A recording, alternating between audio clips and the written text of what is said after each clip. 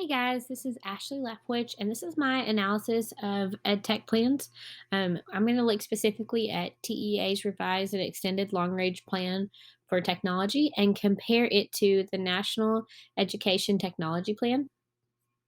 So, as we get started, my agenda is to, of course, introduce both of these, talk about TEA and the State of Texas Long Range Tech Plan, and as well compare it to the National Education Technology Plan, take a look at the analysis, where are the alignments and misalignments, in my opinion, and then also give some key takeaways and recommendations. So I'm from the state of Texas, so naturally I gravitated toward the Texas Education Agency's plan for technology. To me, this stuck out, especially coming out of teaching with COVID. I was very interested to see, well, what is the Texas Education Agency's take on planning for technology? Where are their strengths and weaknesses? And how do I, in all honesty, compare it to being in the classroom now? Have I seen these frameworks and these principles before, or are they something that are completely new to me? And then with that, compare it to the National Educational Technology Plan, and are there ways that they align? Because I would believe that if the National Educational Technology Plan is set forth, that TEA would follow suit in a lot of ways with their principles. So, taking a look at TEA's plan, they call it the LRP for short, or sorry, LRPT for short, and it was actually revised and extended. So they wrote it originally to be from 2018 to 2023, but with COVID, they extended it to 2025 and edited it to add some distinct things because we know that COVID brought in some learning curves that we weren't quite ready for. Um, and they addressed those as well as added to that. And here are their principles that they had in place, the strategic goals.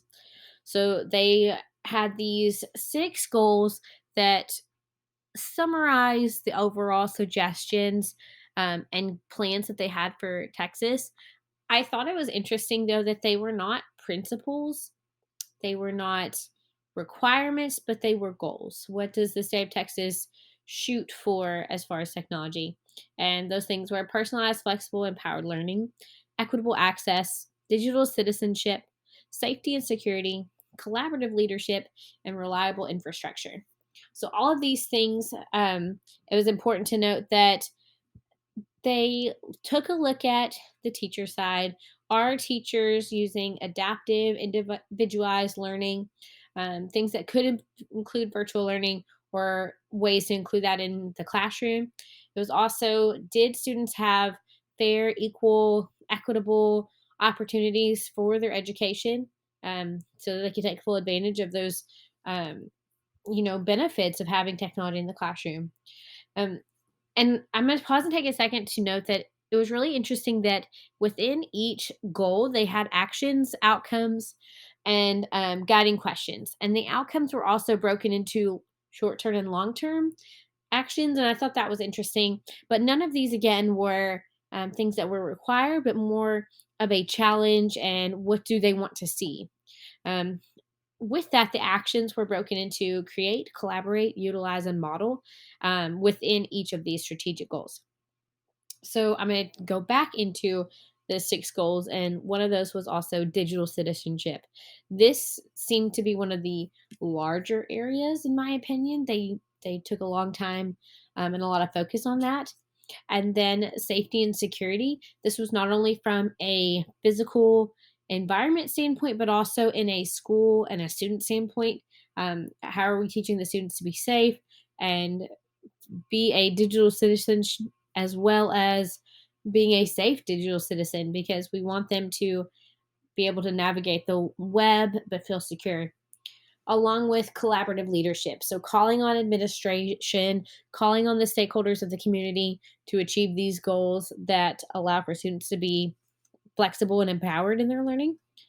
But the last one was reliable infrastructure, which I thought was interesting because I come from a small, very not necessarily rural, but a more suburban neighborhood in East Texas. I guess that's how I could describe it. The best way to tell to others who aren't sure. It's outside of Tyler, Texas. So Tyler is a larger town, but Chapel Hill, my area, is not. And one of the issues we have is infrastructure. So I thought this was very interesting to see that this was a part of the strategic goals in technology. But then as a teacher, I was a little bit disappointed that it was only a goal and not something that was necessarily required or pushed for in a strong way. But this infrastructure, they outlined it as a way to have trusted technology components, having classroom support, and also organization and goals to meet the evolving needs of technology, to have more reliable technology, but also to stop some of the challenges we see in the classroom with hardware and software, with um, IT and problem solving, and empowering students to be that problem solver. And then with that, I'm going to leap into the National Educational Technology Plan. So this to me was very interesting. Um, One thing to note is the navigation of the National Educational Technology Plan was much simpler than TEA's. Um, TEA's was one PDF document, whereas the National Educational Technology Plan was broken up into different appendices and was very easy to go through and sort through on their website. But they also had principles that they framed to guide educators as we navigate through technology. And those principles were broken into first, I guess, overarching principles with sub principles within. So, learning, we had engaging and empowering learning through technology. So, was the learning environment not only more student driven, was it able to be differentiated for students more, engaging, as well as the teaching standpoint? What does that look like, not only from a teacher standpoint, but from students teaching each other? Are they taking advantage of those opportunities? This is where those first two topics, this is where I saw a lot of similarities to the ITSE standards that we looked at earlier in the week. I saw a lot of connections, a lot of similarities. And to me, that was a positive thing because if we want these national standards, I feel like they should be cohesive no matter the organization. Now, we may push for certain things or ideals, but for the most part, they should have the meat and potatoes are similar. So again, then we have leadership where we are cultivating and creating a culture and conditions that are ready for innovation and change within education. And that's a huge push I see right now on top of assessment and measuring for learning. So are we looking at all the different ways we can assess for learning, to not only take paper and pencil, not necessarily fully out of the picture, but a lot of the way out of the picture. Um, and that's for an at home learning situation or student needs. And honestly, it's the evolving economy we see now. And then going to infrastructure, enabling access and effective use. One thing I noticed with that infrastructure is that it not only mentioned infrastructure um, and equitable access really come together, but it also mentioned that that infrastructure and equitable access expands outside of the school as well. Are we giving students devices not just in school, but outside of school as well? Do they have those resources available to them? And I thought that was interesting. That wasn't something that you saw in TEAs. They had the one-to-one initiative, but they did not mention, at least cohesively, uh, readying those devices for outside of school premises. And the conclusion was recommendations, which I loved because the recommendations gave resources, gave ideas, gave examples where it was these principles were implemented and implemented with fidelity and success. So from here, I'm going to switch to an analysis standpoint. Um, I've mentioned some of my analytical opinions of TEA and the NETP principles already, but I'm going to take a deeper look and look at how do they align and misalign? What do I think maybe they hit the nail on the head, or where did they miss the curve there? So, with the alignment and misalignment, I think both TEA and NETP were aligned with their empowered learning. They both had a large emphasis on not only the students being empowered, but the teachers being empowered with the resources to be successful and to have engaging, powerful, articulate, but also creative ways to implement learning, because we see students these days, they're not cookie cutter. No matter what that one teacher says, the old school teacher that's stuck in their ways, we are not a one size fit all community anymore. That's no longer acceptable or, is fair to a student. And this really helps with that because it's not only easy to differentiate or easier, but it's more accessible. And then I also saw a lot of stakeholder collaboration, which I personally, as a classroom teacher, applaud, because there are times where we forget pieces of the stakeholders.